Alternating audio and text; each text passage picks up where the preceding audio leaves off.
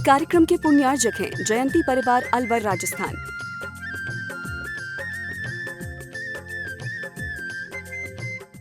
दोनों हाथ उठा के जयकारा लगाएंगे। बोले देवादिदेव श्री आदिनाथ भगवान की जय जय जय।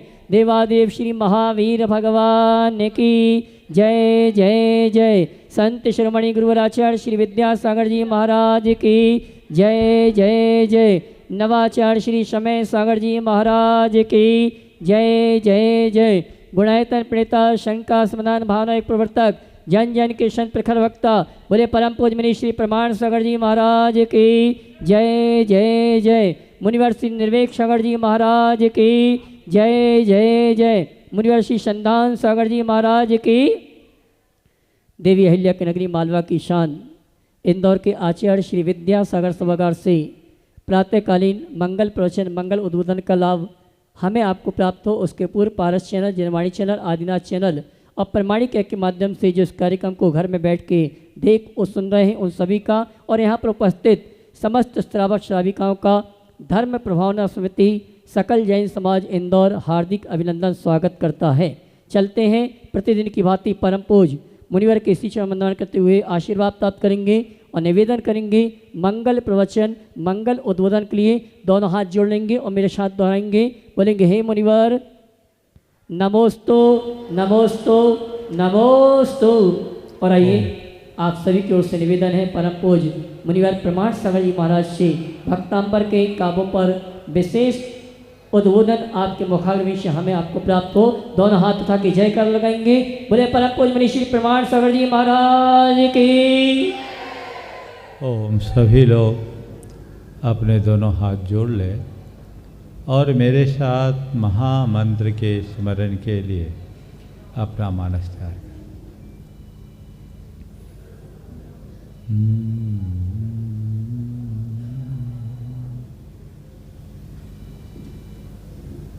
ळमो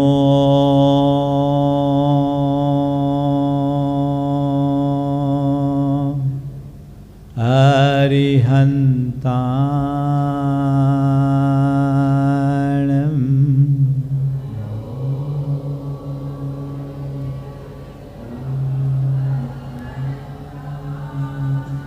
ळमो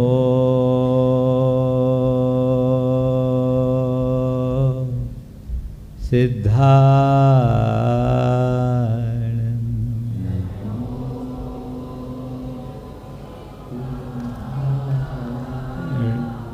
ळमो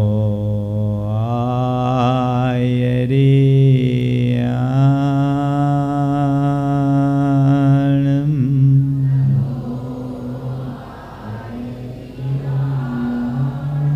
ळमो उवध्याया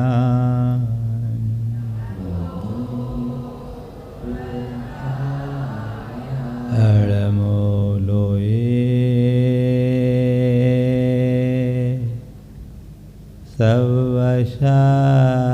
सवशाहुनं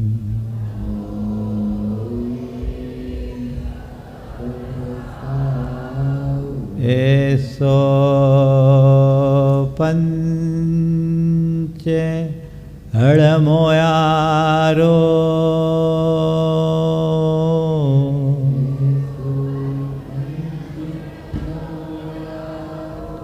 सवपाव पणाशिनो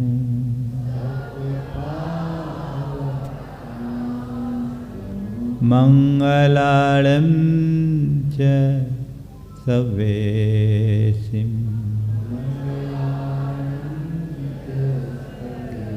परमं हो मंगलम्।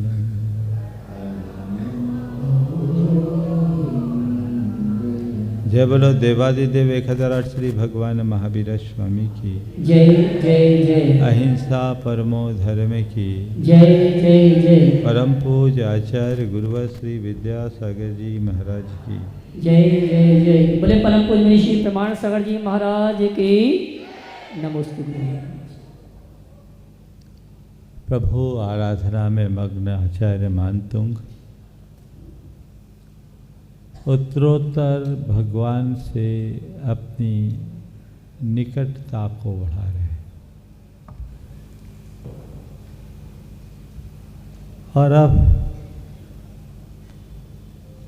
भगवान तक अपना परिचय प्रकट करने के उपरांत भगवान से ये कह रहे हैं कि भगवान, आपके चरणों में मैं स्तुति कर रहा हूं, पर यह स्तुति अकारण नहीं कर रहा हूं। इसके पीछे एक बड़ा कारण है, और वह कारण भी साधारण नहीं, असाधारण है। और ये होना भी चाहिए कि मैं जिसकी स्तुति कर रहा हूँ वह असाधारण है, उसके प्रताप से मेरी स्तुति भी असाधारण है। और जब जिसकी स्तुति की जा रही है स्तुत्य असाधारण, स्तुति असाधारण, तो उसका फल भी असाधारण ही होना चाहिए। जब हम लोकोत्तर की आराधना करते हैं तो उसका परिणाम भी लोकोत्तर मिलता है। आप हम सब जब कभी किसी भी कार्य के लिए उद्यत होते तो उसके साथ कोई न कोई फल की वांछा रखते। हम भगवान की भक्ति करते हैं, अपने मन में क्या फल रखते हैं? फल तो मिलता ही। आचार्य मान तुम कह रहे हैं कि भगवान आपके स्तवन से वह मिल रहा है, वह मिल जाता है जो अन्यत्र कहीं नहीं मिल सकता। वो क्या है, हम 7वें छंद में देखें। त्वत्संस्तवेन भव संतति सन्निबद्धम्।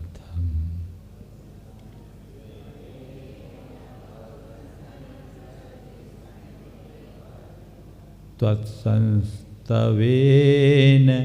भव संतति सन्निबद्धम्।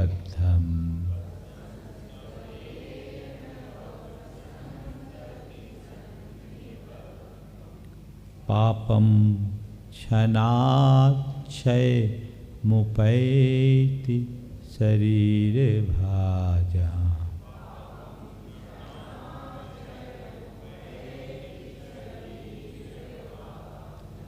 पापं क्षणाक्षय मुपैति शरीर भाजा।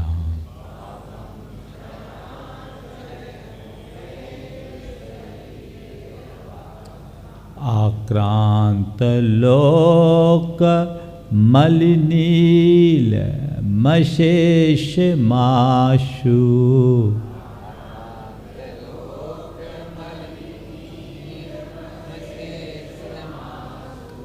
आक्रांत लोक मलिनील मशेष माशु।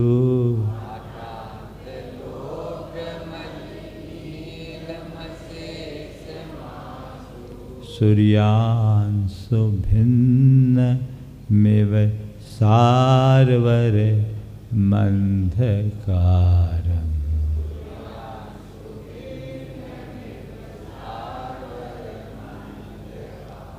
सूर्यांशु भिन्न मेव सारवर मंधकारम।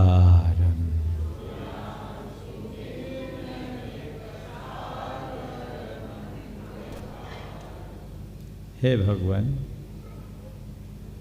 छंद का पहले मूल अर्थ हम देखें। त्वत्संस्तवेन, आपके स्तवन से। शब्द क्या? संस्तवन, स्तवन नहीं, संस्तवन यानी सम्यक स्तवन से।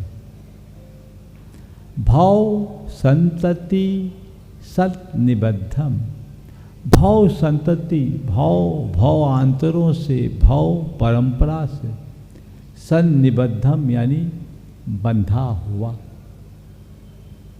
पापम पाप क्षणाक्षयम उपैति, क्षणाक्षण मात्र में क्षयम क्षय को उपैति प्राप्त हो जाता है।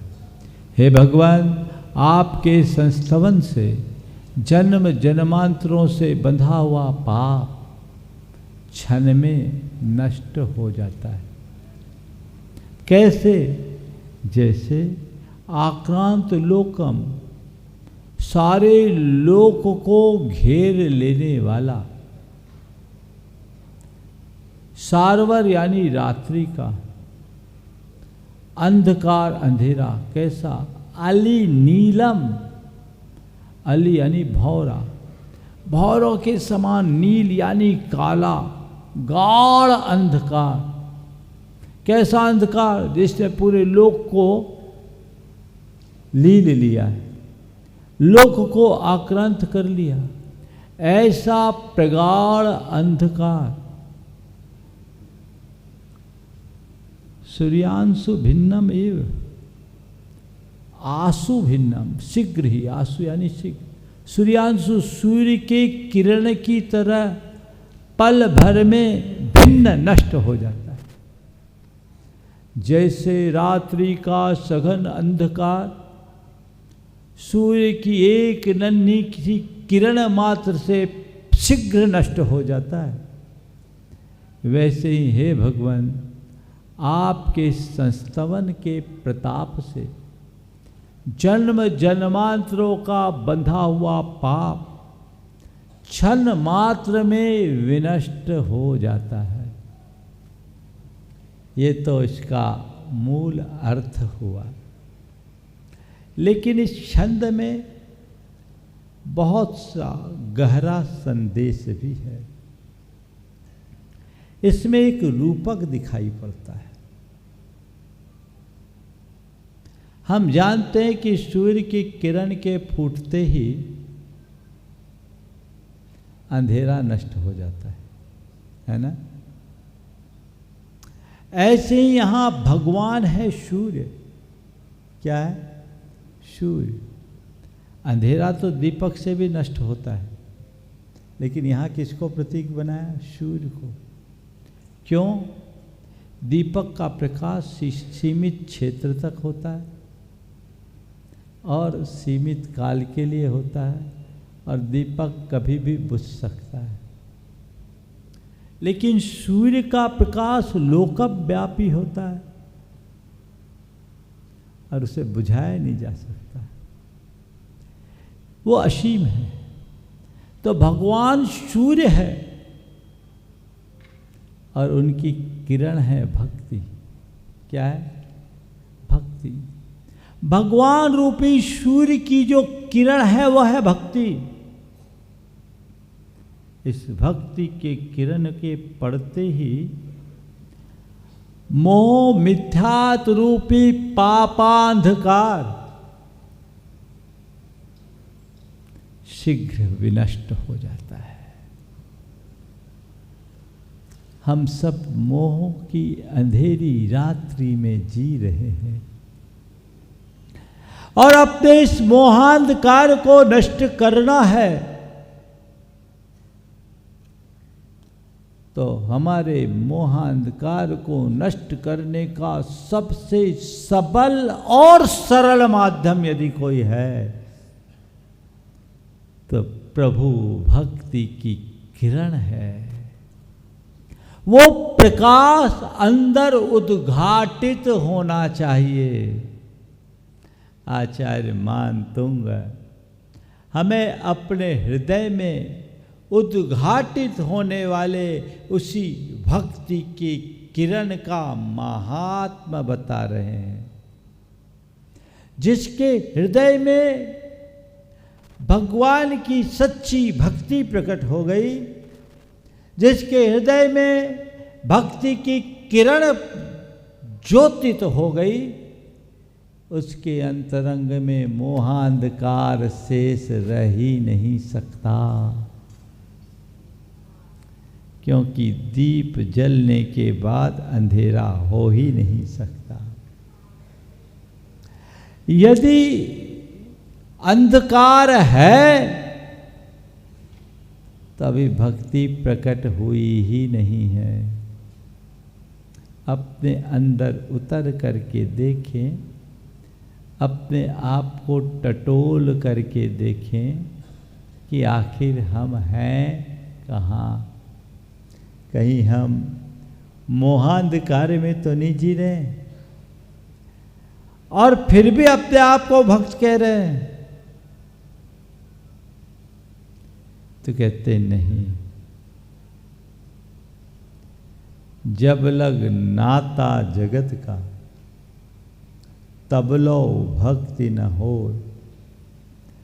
नाता तोड़े हरि भजे भक्त कहाए सोए। जब तक दुनियादारी से लगाव है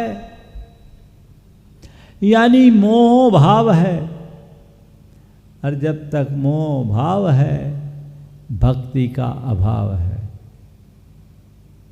सच्ची भक्ति, वास्तविक भक्ति, निश्चयिक भक्ति तभी और तभी प्रकट होगी जब तुम्हारा मोहांधकार छूटेगा, या इसे यूं कहें, जिस पल तुम्हारे हृदय में भक्ति प्रकट हो जाएगी, मोह का लेस मात्र भी नहीं बचेगा। यदि वो शेष है तभी ऊपर की भक्ति है, भीतर की भक्ति नहीं। स्तवन है, संस्तवन नहीं। क्या शब्द कहा? तत्संस्तवेन। आपके स्तवन से नहीं, संस्तवन से। स्तवन और संस्तवन में क्या अंतर है? मुख से निकलने वाले उद्गार का नाम स्तवन है और हृदय और अंतः प्राणों से निकलने वाले भावोद्गार का नाम संस्तवन है। मेरी भक्ति मेरे अंतस की पुकार होनी चाहिए, मोहांधकार नष्ट होगा। ये आध्यात्मिक उपलब्धि है। जिनेन्द्र भक्ति को सम्यक्त वर्धनी क्रिया के रूप में परिगणित किया गया है। इसे सम्यक्त कहा, इसे भेद विज्ञान का आधार बताया। वो भक्ति अपने हृदय में उद्भावित हो। फिर दो बातें और यहाँ करे, तत्संस्तवेन भव संतति सन्निबद्धम पापम क्षणाक्षयम उपैति। भगवान आपके संस्तवन से भव संतति सन्निबद्धम, भाव भवांतरों में बंधा हुआ पाप क्षण भर में नष्ट हो जाता है। क्या शब्द कहा इन्होंने? पाप नष्ट हो जाता है। क्या नष्ट हो जाता है? पाप। मैं सोचा कि तत्संस्तवेन कहा है, स्तवेन नहीं कहा। स्तवने न कह देते, कहते स्तवन तो कोई भी कर लेगा, संस्तवन कोई ही कर पाता है। तो पहली बात, हम अपने स्तवन को संस्तवन में बनाए, बदले स्तुति को संस्तुति बनाए, यानी अपने मुख से निकलने वाले शब्दों को अपने हृदय का उद्गार बनाए, उसमें भाव जुड़े। अभी आप लोग जो स्तवन करते हैं, आचार्य मानतुंग का तो अंतर से निकला हुआ स्तवन था। हम आप क्या करते हैं? किसी दूसरे के द्वारा रची हुई पंक्तियों को दोहरा भर देते हैं, क्योंकि हमारे पास इतनी क्षमता भी नहीं है, इतनी प्रतिभा भी नहीं है कि हम अपने भावों को शब्दों के माध्यम से अभिव्यक्त कर सके। है क्या व्यवस्था? चलो कोई बात नहीं, दूसरों की स्तुति, दूसरों के द्वारा लिखी गई स्तुतियों को भी हम संस्तुति बना सकते हैं, बशर्ते जब भगवान की स्तुति करे तो मन, वचन और काय से लीन हो जाए। अभी स्तवन करते हैं और स्तवन करते करते कहाँ के कहाँ पहुँच जाते हैं। एक बार भगवान का निर्वाण महोत्सव था, निर्वाण कांड पढ़ा जा रहा था। एक समाज में हम थे, वहाँ हर भगवान का निर्वाण लाडू चढ़ाने की परंपरा थी और मंदिर में ही चढ़ाते थे। बिना माइक के लोग बोल रहे थे। एक माताजी थोड़ी ऊंची आवाज़ में बोल रही थी, सबसे अलग उसकी आवाज़ सुनाई पड़ रही थी। और वह निर्वाण कांड पढ़ते पढ़ते एक पंक्ति बोल रही थी, दो बलभद्र मुफत में गए। लाइन क्या है? मुफत में गए। और अम्मा जी क्या बोल रही थी? मुफत में गए। मैंने कहा इनकी पूजा भी मुफत में गई, है ना। स्तवन भी कर रहे हैं तो यांत्रिक बनकर। हमारी स्तुति यांत्रिक नहीं, आंतरिक हो, अंतस्पर्शी हो। इसलिए कहा तत्संस्तवेन। स्तव को संस्तव बनाए, स्तुति को संस्तुति बनाए, और यह सब हमें अपने स्तर पर करना है। फिर क्या कहा? पापम क्षणाक्षयम उपैति। पाप को क्षण भर में नष्ट कर देता है।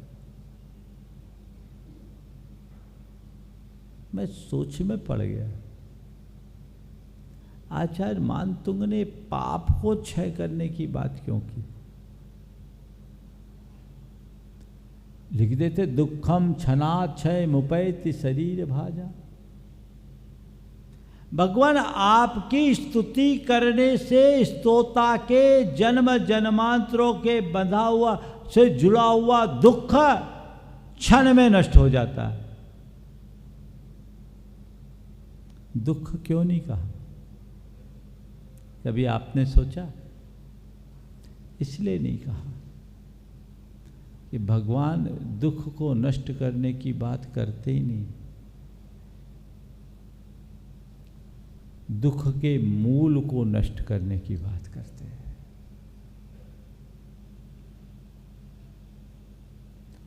दुख को नष्ट करने की बात मत करो, दुख के मूल को मिटाने की बात सोचो। दुख का जन्मदाता कौन है? बोलो। कर्म, पाप। तो पाप होगा तो कर्म आएगा, पाप कर्म, और पाप कर्म आएगा तो दुख आएगा। बीज बोएंगे तो फल उगेगा। अगर हम पाप के बीज बोते रहे और सोचे दुख की फसल ना आए, क्या ये संभव है? बोलो। हाँ? नहीं ना। तो दुख से मुक्त होना चाहते हो कि नहीं? हाँ? बोलो। होना चाहते हो तो क्या करना है? पाप के बीजों को नष्ट करना है। क्या करना है? पाप के बीजों को नष्ट करना है। और पाप के बीजों को नष्ट करने के लिए क्या करना है? पहले पाप के नए बीजों को बोना बंद करना है। एक तरफ तुम पाप के बीज नष्ट करते रहो और दूसरी ओर पाप के बीज बोते रहो तो काम कैसे चलेगा? एक बार एक बच्चे ने मुझसे कहा, महाराज आज हमें पाठशाला में पढ़ाया गया कि नमोकार मंत्र पढ़ने से सारे पाप नष्ट हो जाते, क्या ये सच है? छोटा सा बच्चा था, 8-10 साल का। कि नमोकार मंत्र पढ़ने से सारे पाप नष्ट हो जाते हैं। आज दीदी बता रही थी ऐसो पंच नमो यारो सब्बो पाप प्रणाशनो मंगलालम च सव्यसिम परमम होई मंगलम। महाराज ये नमोकार मंत्र से सब पाप नष्ट हो जाते, ये सब मंगलों में प्रथम मंगल है। मैंने कहा बेटा तुम्हें बताया तो सही, बिल्कुल सही। नमोकार पढ़ने से सारे पाप नष्ट हो जाते हैं। अब वो बच्चे ने जो उसके बाद सवाल किया, एक पल को मैं सोच में पड़ गया। उसने कहा महाराज फिर पाप से डरने की जरूरत क्या है, पाप करो और एक बार नमोकार पढ़ लो, है ना। पाप करो और एक बार नमोकार पढ़ लो। मैंने कहा बेटा नमोकार पढ़ने से पाप तो कटता है, लेकिन हम लोग जितनी देर नमोकार पढ़ते उससे कई गुना दूसरा काम करते हैं, तो जितना पाप हम काटते हैं उससे ज़्यादा पाप बांध लेते हैं। इसलिए बीज बोने से बचना चाहिए। हम जितनी पुरानी फसल को काटते हैं उससे अनंत गुनी नई फसल बो देते हैं, उगा लेते हैं। अनादि के कर्मों को काटने की, क्षण भर में काटने की सामर्थ्य तो आज हमने प्रकटाई नहीं है क्या? कि भव संतति सन्निबद्धम, अनादि से परंपरागत क्रम से बधे हुए कर्म को पापम क्षणाक्षयम उपैति। तो एक क्षण में अनादि से बंधे हुए कर्म को काटने की सामर्थ्य तो भले हमारे पास आज नहीं है, लेकिन एक समय में अनंत काल तक के लिए भोगने योग कर्म को बांधने की योग्यता जरूर बना ली है ना। एक क्षण में 70 कोड़ा कोड़ी सागर, एक प्रकार का वो अनंत ही जैसा मान लेना, अनंत जैसा मान लेना। देखो सिद्धांत की बात बोल रहा हूं, 2.5 पुद्गल परावर्तन को भी अनंत काल के समान कहा है। और 2.5 पुद्गल परावर्तन कितने का होता है? एक कल्पकाल 20 कोड़ा कोड़ी सागर का होता है। पुद्गल परावर्तन तो बहुत बड़ा होता है। तो ऐसे 70 कोड़ा कोड़ी सागर भी एक प्रकार से अनंत काल जैसा है। हमारे पास इतनी क्षमता तो है कि एक समय में अनंत काल तक भोगने लायक कर्म को हम बांध ले। अभी ऐसी क्षमता हमारे भीतर नहीं विकसित हुई कि हम एक क्षण में अनादिकालीन कर्म की सत्ता को उखाड़ दें, लेकिन वो क्षमता प्रकट हो जाएगी जिस दिन भगवान हृदय में विराजमान हो जाएंगे और हम उनकी भक्ति करने में समर्थ हो जाएंगे। आचार्य मान तुम कह रहे हो, तत्संस्तवेन भव संतति सन्निबद्धम पापम क्षणाक्षयमुपैति। एक क्षण में पाप छट जाता है, क्षण भर में पाप कट जाता है। पर एक बात और कहता हूं, सच्चे अर्थों में भगवान की भक्ति करोगे तो तुम्हारे जीवन से पाप छूटेगा।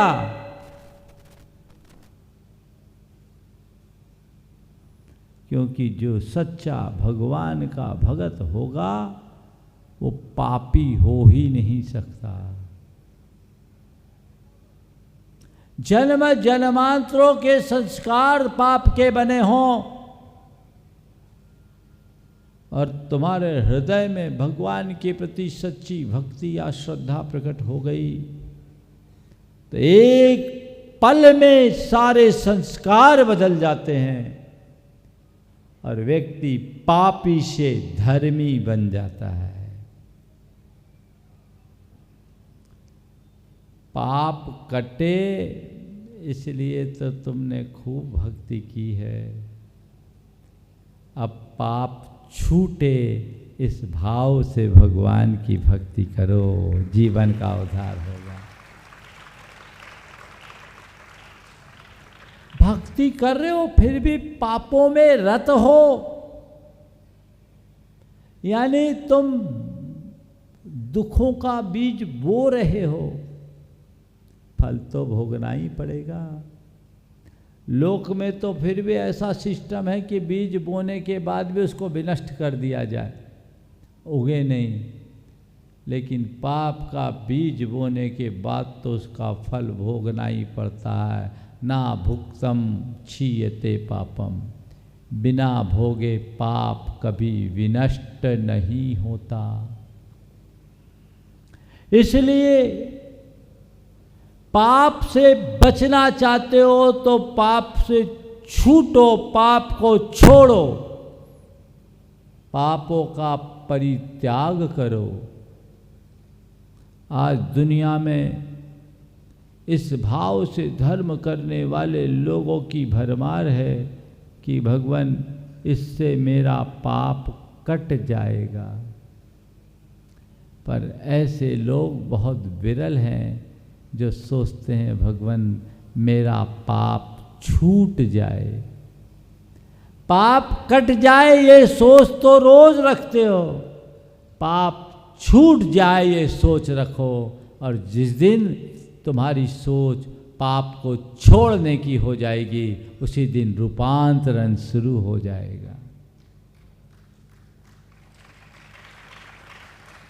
पाप को छोड़ने की सोच बढ़ाइए, पाप को त्यागने का भाव जगाइए, तभी आप सच्चे धर्मी कहलाने के अधिकारी होंगे।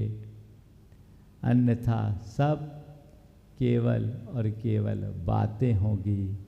तो भगवान हमने निष्कर्ष पा लिया है कि आपके संस्तवन से इस संसारी प्राणी के जन्म जन्मांतरों में बंधे हुए पाप क्षण भर में नष्ट हो जाते हैं। ठीक वैसे ही जैसे सूर्य की नन्ही सी किरण आते ही गाढ़ अंधेरा पल भर में नष्ट हो जाता है। अंधेरा और प्रकाश दोनों साथ रह ही नहीं सकते, दोनों का जन्मजात बैर है, एक रहेगा दूसरा नहीं रहेगा। सहनावस्थान बैर, एक रहे तो दूसरा नहीं। एक बार अंधेरा परमात्मा के पास पहुंचा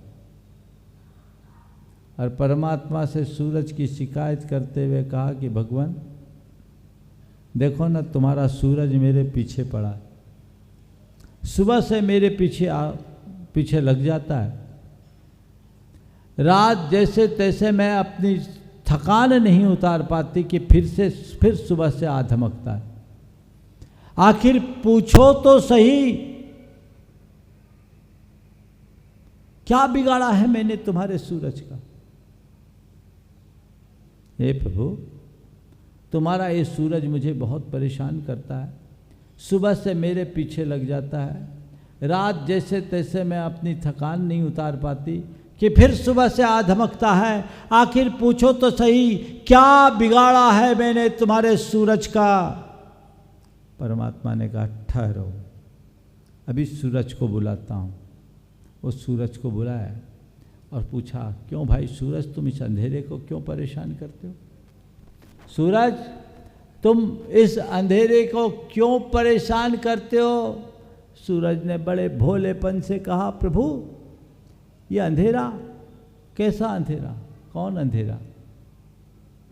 प्रभु ये अंधेरा कैसा अंधेरा? कौन सा अंधेरा? मैंने तो उसे आज तक देखा तक नहीं। आप बुला लो, मैं उससे अभी क्षमा मांग लेता हूं। आप बुला लो, मैं उससे अभी क्षमा मांग लेता हूं। सूरज अंधेरा से क्षमा मांगने के लिए खड़ा है, लेकिन आज तक अंधेरा उसका सामना नहीं कर पाया, क्योंकि जहाँ प्रकाश होगा वहाँ अंधेरा रहेगा ही नहीं। अंदर वो प्रकाश उद्घाटित हो, मोहांधकार नष्ट होगा, अंतरंग में सच्चा प्रकाश उद्घाटित होगा,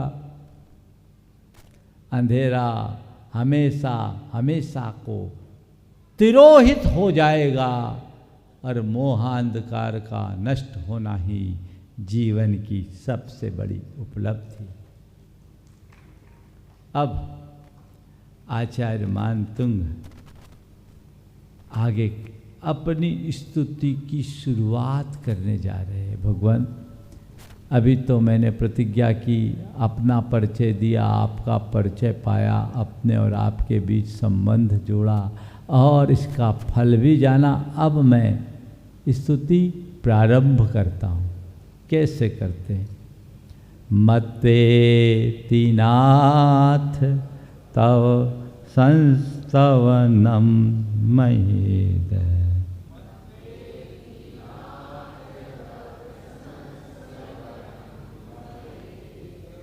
मत्वेति नाथ तव संस्तवनम मयेद,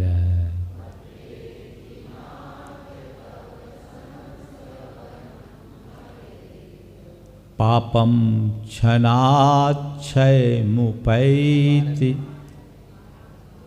मत्वेति नाथ तव संस्तवनम मयेद,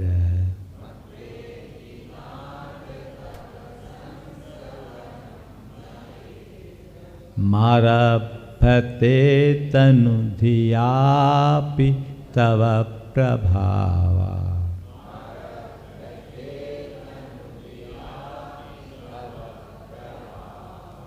चेतो हरेष्यति सतां नलिनी दलेषु,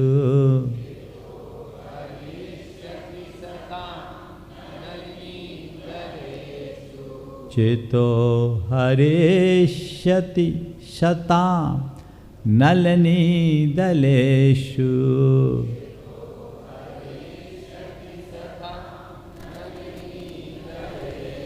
मुक्ता फलद्युतिमुपैति ननोद बिन्दुः,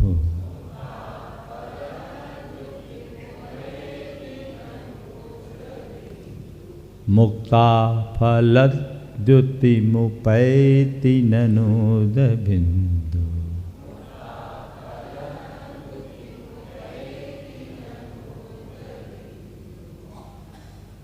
हे भगवान, मत्वा मत्वेति इति मत्वा, ऐसा मानकर, कैसा मानकर? ऊपर के 7 छंदों में मैंने जो कहा, क्या मानकर? आप जगत में उद्योत को फैलाने वाले हो, उद्योतक हो। आप दलित पाप तमोबितानम, पाप के विस्तार को नष्ट करने वाले हो। आप भव सागर में डूबने वालों को के तारनहार हो। आप सुर गुरुओं के द्वारा बड़े बड़े स्तवनों से स्तवन किए जाने योग्य हो। आपके नाम स्मरण मात्र से पल भर में भव भवांतरों का कर्म नष्ट, पाप छूट जाने वाला है। ऐसे आप हो और मैं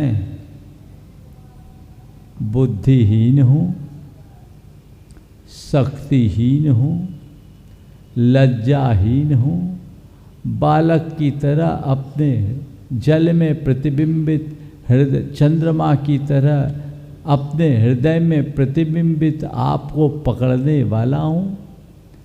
सुनामी जैसी उत्ताल लहरों से तरंगायित अशांत क्षुब्ध समुद्र को अपने बाहुबल से तैरने का प्रयास करने वाला हूँ। आपकी प्रीति से प्रेरित होकर हिरणी की तरह अपनी शक्ति को नज़रअंदाज करते हुए भी आपकी स्तुति में प्रवृत्त होने वाला हूँ और आपकी भक्ति से बाध्य होकर आपका स्तवन करने वाला हूँ। अल्प बुद्धि वाला होने के उपरांत भी, बिना बुद्धि का होने के बाद भी मैं आप में लीन होने वाला हूँ। और इसके बावजूद आपके स्तवन से जन्म जन्मांतरों का पाप क्षण भर में छीन होने वाला है, नष्ट होने वाला है। इति मत्वा, ऐसा मानकर, क्या? ऐसा मानकर क्या कर रहे हैं? आरभते मया इदम संस्तवनम, मेरे द्वारा ये संस्तवन आरंभ किया जाता है। शुरुआत में कहा था मैं आपकी स्तुति करूँगा, वहाँ कर्तृत्व था। अब स्तवन संस्तवन में बदल गया और अब कहते हैं मैं करने वाला हूँ कहाँ, मेरे द्वारा किया जा रहा है। और वह भी तव प्रभावात, आपके प्रभाव से ही हो रहा है। स्वर मेरे हैं, शक्ति आपकी है। शब्द मेरे हैं, प्रेरणा आपकी है। ये किया जा रहा है, मैं करने वाला नहीं हूँ। बस आरभते, मेरे द्वारा प्रारंभ किया जाता है, मैं प्रारंभ कर रहा हूँ। तो कह रहे मत्वेति नाथ तव संस्तवनम मयेद, आरभते, आरंभ किया जा रहा है। इदम आरभते, ये संस्तवन मेरे द्वारा आरंभ किया जा रहा है। और क्या विशेषण दिया? नाथ, हे नाथ। मतलब अब मुझे कोई चिंता नहीं, क्योंकि आप मेरे नाथ बन गए। अभी तक मैं अनाथ था। सच में जिसने भगवान की शरण पाली वही सनाथ है, और जो भगवान की शरण से वंचित है वह सब अनाथ है।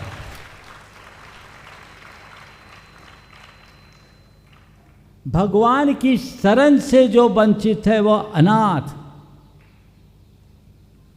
प्रभु, अब मैंने जान लिया, मान लिया, आप मेरे नाथ हो, और अब मेरे द्वारा ये स्तवन प्रारंभ किया जा रहा है। और फिर क्या कह रहे हैं? मुझे विश्वास है मेरे द्वारा ये रचित ये स्तोत्र सताम चेतो हरिष्यति, सत्पुरुषों के चित्त को हरेगा, उनके हृदय में आनंद को भरेगा। क्यों? ललनी दलेषु मुक्ता फलम द्युतमुपैति ननु ऊद बिंदु। ननु क्या? ऊद बिंदु पानी की बूंद।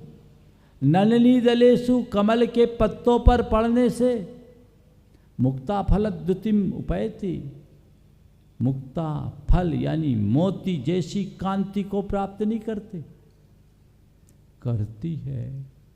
ये क्या करती है? मोती जैसी कांति को प्राप्त कर लेते। पानी की बूंद मोती जैसी दिखने लगती। कभी देखा है? जाके देखो किसी तालाब में, कमल का पत्ता हो और कमल के पत्ते पर पानी की बूंद हो जाए तो उसकी चमक मोती जैसी हो जाती है। प्रभु, आप तो कमल के पत्ते के समान हो, और मेरे मुख से निकलने वाली स्तुति, ये उद्गार केवल पानी की बूंद है, लेकिन आप जैसे परमात्मा के कमल पत्र का आश्रय पाकर मेरे ये शब्द स्तुति रूप मोती बनते जा रहे हैं और मेरा जीवन धन्य हो रहा है। इसमें मेरा अपना कुछ नहीं है। यह सब क्या है? तव प्रभाव, आपका ही प्रभाव है। बूंद मोती बन जाए, इसमें बूंद की बड़ाई नहीं, ये तो कमल दल का, कमल पत्र का चमत्कार है। मैं स्तुति कर रहा हूं, मेरे शब्द स्तोत्र का रूप ले ले, इसमें मेरी अपनी कोई कुशलता नहीं, ये आपका प्रभाव है। मैथिली शरण गुप्त ने बड़ी सार्थक पंक्ति लिखी कि राम तुम्हारा चरित्र स्वयं ही काव्य है। राम तुम्हारा चरित्र स्वयं ही काव्य है, कोई कवि बन जाए सहज संभाव्य है। क्या बोला, समझ में आया कि नहीं? राम तुम्हारा चरित्र स्वयं ही काव्य है, कोई कवि बन जाए सहज संभाव्य है। प्रभु मैं जो बोल रहा हूँ आपका गुणगान बन रहा है, लेकिन इस गुणगान में मैं तो केवल निमित्त मात्र हूँ, असल में प्रभाव तो आपका है जो मेरे हृदय से भक्ति की धारा को उद्घाटित कर रहे। ये आपका प्रभाव है, मेरा प्रभाव कुछ भी नहीं, इसमें मेरा अपना कुछ भी नहीं है। इसलिए हे प्रभु, अब मैं इस संस्तवन का, इस स्तोत्र का आरंभ करता हूँ, क्योंकि अब मैं पूरी तरह आपका हो गया हूँ, आपके प्रति समर्पित हो गया हूँ। अभी तक मैं अनाथ था, आपने मुझे सनाथ बना दिया है, और उसी सनाथत्व की अनुभूति के साथ अब मैं इस स्तवन के लिए अपने आप को तैयार कर लिया। मैंने मान लिया। देखो, मानना, मनाना, मनवाना और मान जाना क्या है? 4 शब्द हैं। मानना, मनाना, मनवाना और मान जाना। भगवान मैंने मान लिया कि यही सत्य है। अर्थ से यथार्थ की ओर जा रहे। ये मानने की बात, जो है उसे सहज रूप से स्वीकार कर लेना, मानना है। तो भगवान की बात को तो केवल मानना है। मनाना उसको पड़ता है जो रूठता हो। भगवान तो कभी रूठते नहीं, तो भगवान आपको मनाने की तो कोई बात ही नहीं। हम ही आपको मान लिए, आपकी मान लिए तो काम खत्म। और जो आपको मानता वो आपकी भी मानता है, जो आपकी नहीं मानता वो आपको नहीं मानता। समझ में आई कि नहीं आई बात? जो आपको मानता है वो आपकी भी मानता है, और जो आपकी नहीं मानता वो आपको भी नहीं मानता। बोलो, भगवान पसंद है कि नहीं? हाँ, थोड़ा जोर से बोलना है। भगवान पसंद है, और जो भगवान को नापसंद है वो पसंद है? बोलो। कहते हो भगवान पसंद है, भगवान को पसंद करने की बात करते हो, लगे उसके पीछे रहते हो जो भगवान को नापसंद है। तो अब बोलो, भगवान तुम्हें पसंद करेंगे? बोलो। हाँ, जो तुम्हें प्रेम करता हो और हमेशा उसके साथ रहता है जिसको तुम नहीं चाहते, तो तुम उसको चाहोगे क्या? बोलो।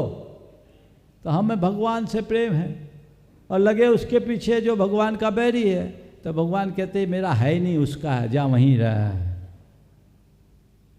कोई काम का नहीं।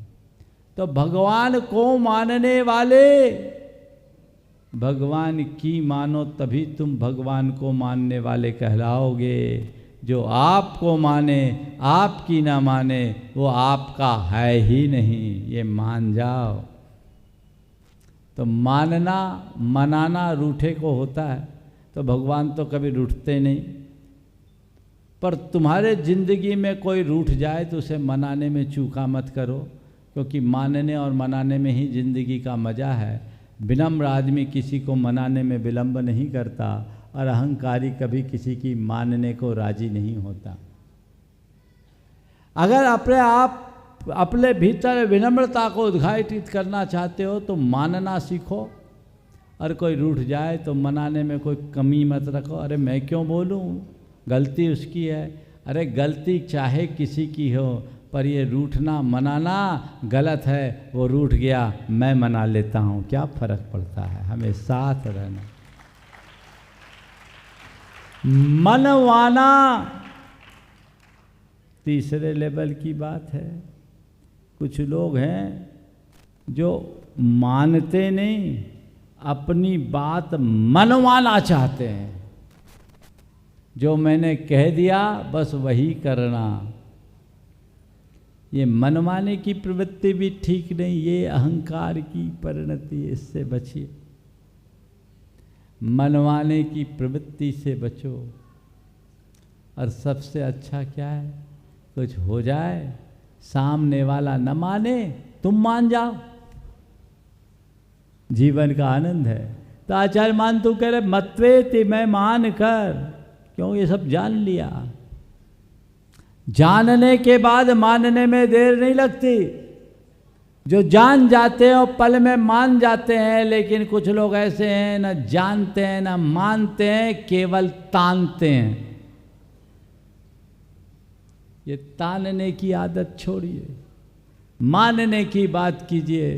तो आचार्य मान तुंग ने कहा मैंने मान लिया, और मान करके ही अब मेरे द्वारा ये स्तुति प्रारंभ की जाती है। मुझे पता है कि मेरी सामर्थ्य कितनी है। मैं तनुधियापि, अल्प बुद्धि वाला होकर, पहले तो कह रहे थे बुद्ध्याबुनापि, लेकिन जब मैंने सच्चाई को जान लिया तो थोड़ी थोड़ी बुद्धि प्रकट हो गई, अल्प बुद्धि वाला हो गया, और अंत तक भगवान की तरह महाबुद्धि को प्राप्त। इस कार्यक्रम के पुण्यार्जक हैं जयंती परिवार अलवर राजस्थान।